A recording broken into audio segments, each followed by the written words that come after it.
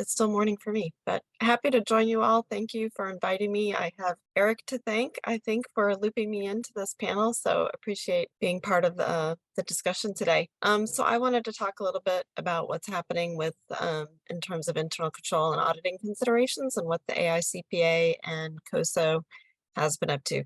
Jumping right in, the AICPA is a member of COSO, but in a prior life, I also was working with COSO when I was a partner at Deloitte, and Eric and I were part of the development of this paper that I'm now showing on my screen, which is COSO's blockchain and internal control of the COSO perspective. We had some fellow authors, Sri Ramamurthy and Amy Still from Deloitte. And what we embarked to do in this paper is to really leverage the COSO 2013 internal control framework and talk about how that could be used to implement controls around blockchain. And this is a new space. Everybody's trying to figure this out. So we wanted to demonstrate how the COSO framework could be used to help think through these issues. And certainly as blockchain becomes more mainstream, it's going to be more important to be considering the controls around it.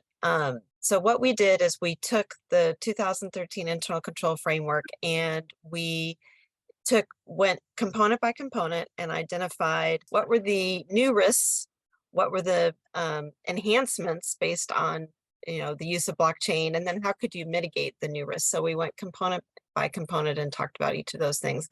We also provided a high-level background on blockchain and gave some examples of how blockchain may impact each of the components of the 2013 framework, and then 10 things you should just know about blockchain.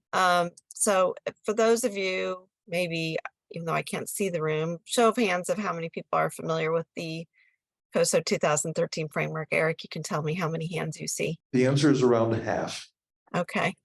So on this slide, this explains the 2013 internal control framework, and what it does is it lays out 17 principles that should be present if you have an effective system of internal control.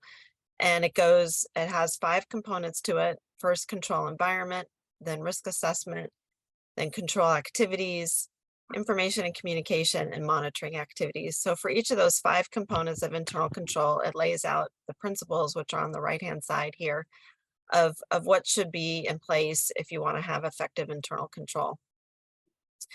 So again, this paper lays out how to really think through these principles in the blockchain context. On this slide, this talks about the examples of how financial reporting controls and processes may be impacted by blockchain. And really, I mean, the impacts are probably too many to try to summarize. These are just, some of them. But you can imagine all the different ways that blockchain could impact a company's internal controls. So certainly internal controls related to the control environment, because you've got different actors involved in running the particular blockchain, and how are you going to assess their control environment? You've got a decentralized system, which creates the need for new controls. You've got a different process going on with respect to vendors and suppliers, and how is approval going to work for that. On a positive note, you have an electronic audit trail, and in many ways that should make the audit process easier, but for many reasons it actually is pretty challenging. Conceptually, it should make the action of confirmations simple, because you've got this blockchain trail of what has happened in a particular transaction.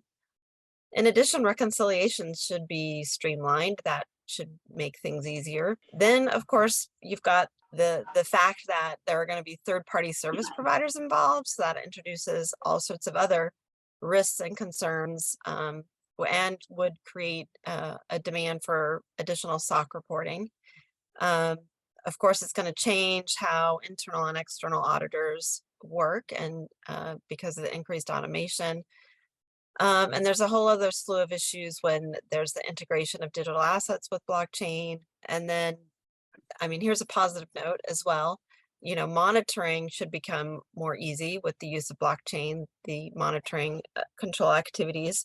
And really that might be the only control you need. And and that's taking place really real time, and then kind of reduces the need for after the fact controls. And then another positive note is that you'd have continuous real time financial reporting, theoretically, at least for those transactions that are taking place on the blockchain.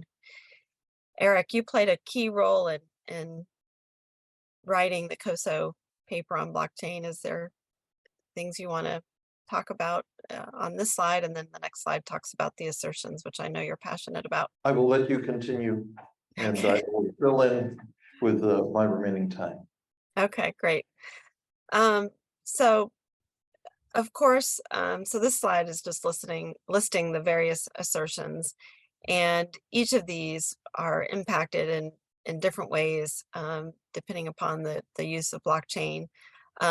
Questions arise with respect to each of these, and the paper actually talks about each of them in a little more detail, but just starting off with valuation.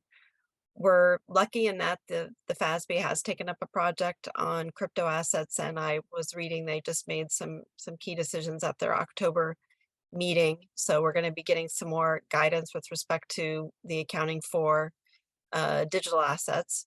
The next assertion listed here, existence. How do we really figure out what's existing? That's a challenge with blockchain, where it's going to be hard to get evidence with respect to ownership, allocation, and even completeness, as well as occurrence. So because of the way the blockchain works, how are we going to get sufficient appropriate evidence around each of these assertions is still an open question.